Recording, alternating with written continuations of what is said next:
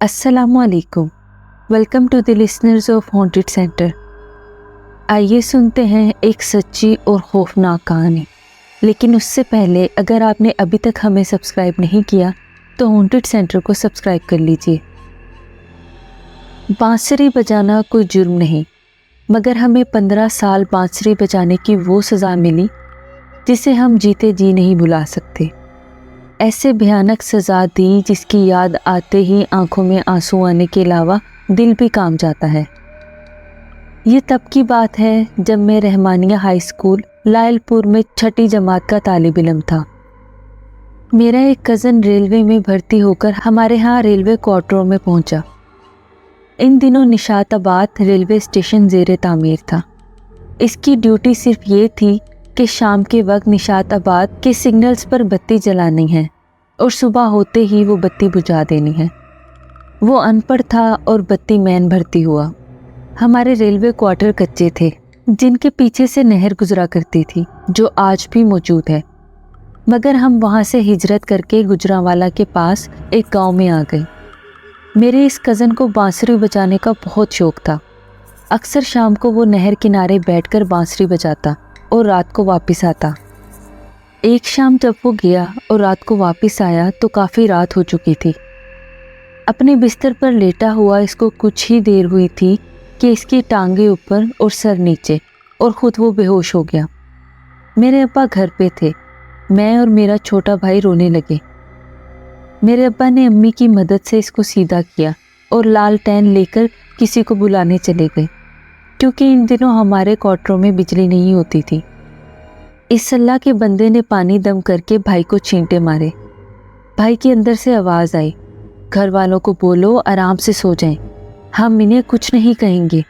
इस शख्स ने जो बांसुरी बजाई है वो हमें बहुत पसंद आई है, इसलिए हमने इसे पकड़ा है। पता चला कि परियों का एक ग्रुप ऊपर से गुजर रहा था। बांसुरी की आवाज़ इनको अच्छी लगी और वो हमारे भाई पर आशिक हो गए। इन मौलवी साहब ने अपना पूरा जोर लगाया, मगर भाईजान को होश न आया। सारी रात तकलीफ़ में गुजरी।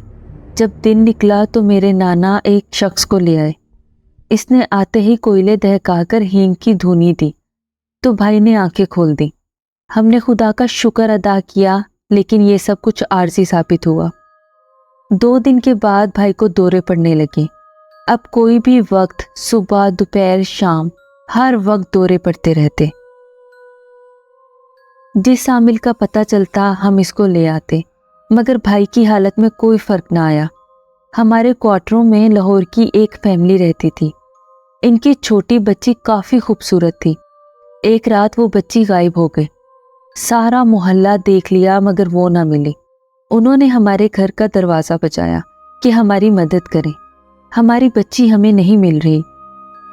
यहाँ एक बात आपको बता दूं कि वो ऊपर वाली चीज़ें मेरी अम्मी की बात मान लेती थी, जबकि मेरे अब्बा के बहुत खिलाफ थी, क्योंकि मेरे अब्बा आमिल लोगों को जो घर लाते थे, जबकि मेरी अम्मी इनसे प्यार से बात करती थी, इसलिए वो मेरी अम्मी की बात को गौर से सुनती।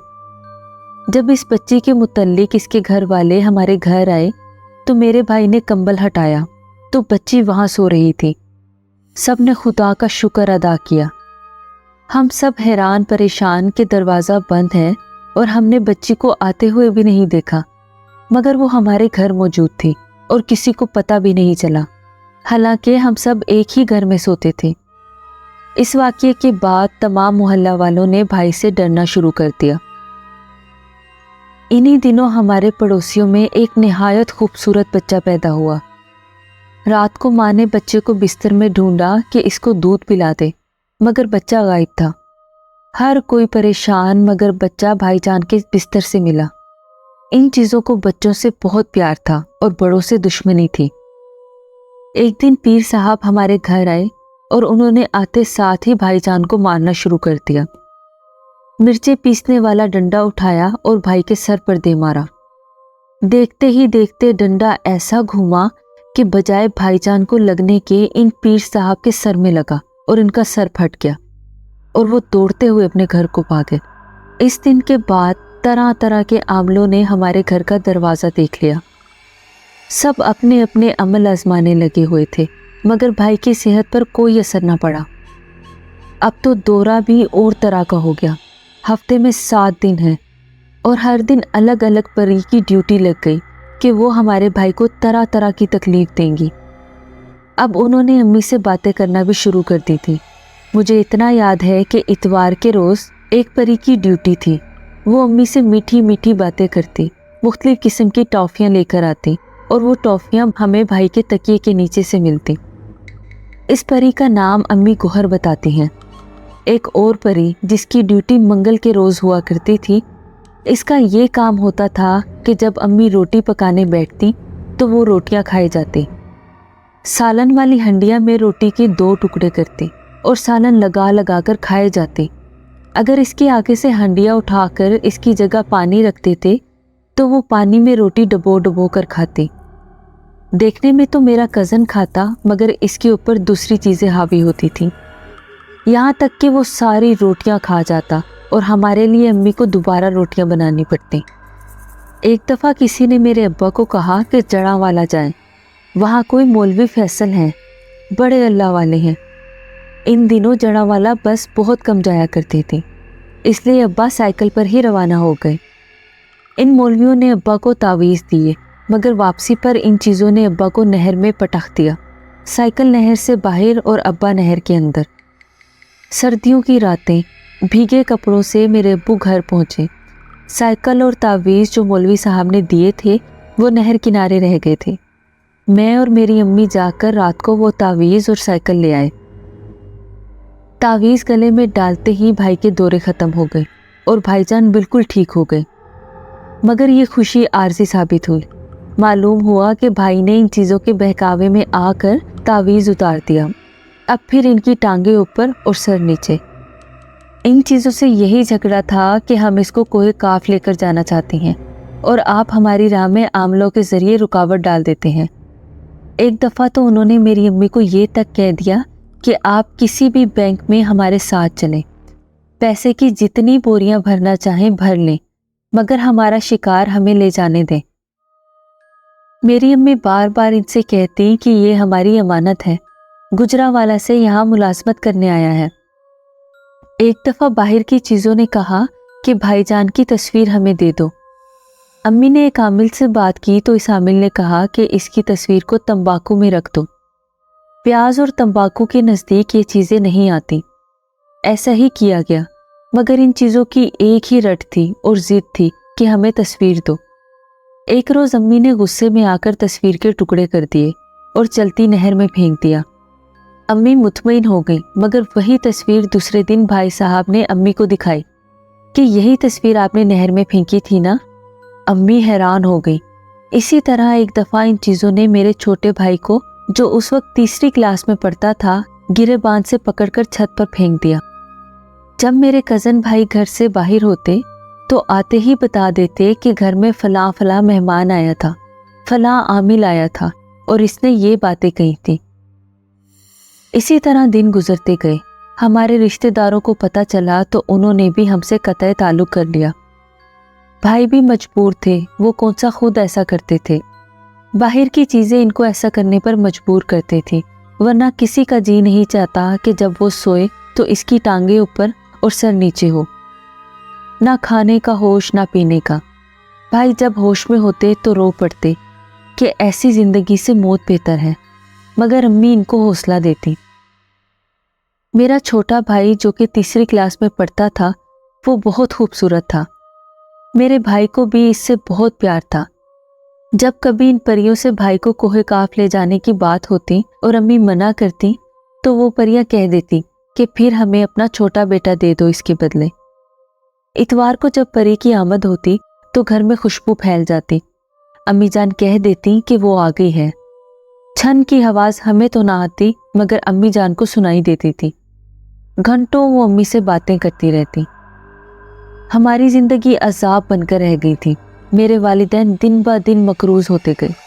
एक दिन मेरा छोटा भाई स्कूल से वापस आते ही बुखार में मुब्तला हो गया और दूसरे ही दिन सुबह के वक्त हमें रोता हुआ छोड़कर फोत हो गया। इसका सारा जिस्म नीला हो चुका था।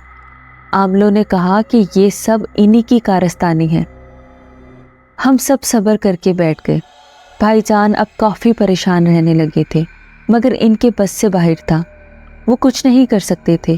ایک عامل نے کہا کہ تم ایسا کرو کہ سپارہ پڑھنا شروع کرو تو تمہارے قریب یہ چیزیں نہیں آئیں گی۔ مگر جب بھائی جان سپارہ پڑھتے تو پارا ایک طرف اور بھائی جان ایک طرف۔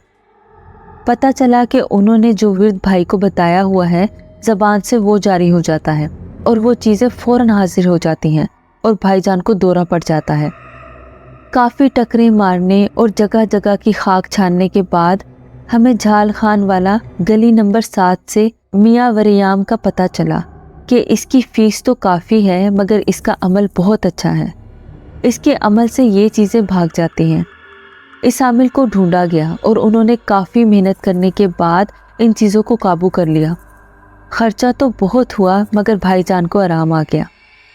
1965 کی جنگ کے بعد جب ریلوے اسٹیشن الڑ پر انڈین فوج کا قبضہ تھا تو ہم لاہور کے راستے آبائی شہر پسرور آ گئے، جہاں بھائی کی شادی ہو رہی تھی۔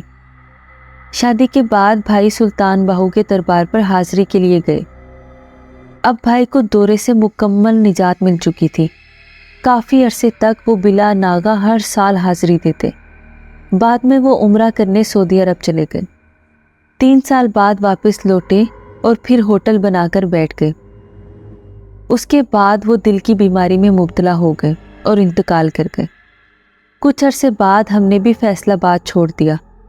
کبھی کبھی ہمارا وہاں چکر لگتا ہے مگر کوارٹروں میں جانے کی جرت نہیں ہوتی۔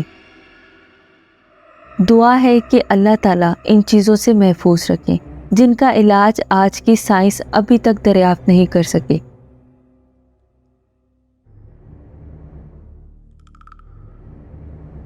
ایسی ہی دلچسپ اور خوفناک کہانیاں سننے کے لیے ہانٹڈ سینٹر کو سبسکرائب کیجیے۔ اگر آپ کو ہماری کہانیاں پسند آ رہی ہیں تو لائک اور شیئر کرنا مت بھولیں۔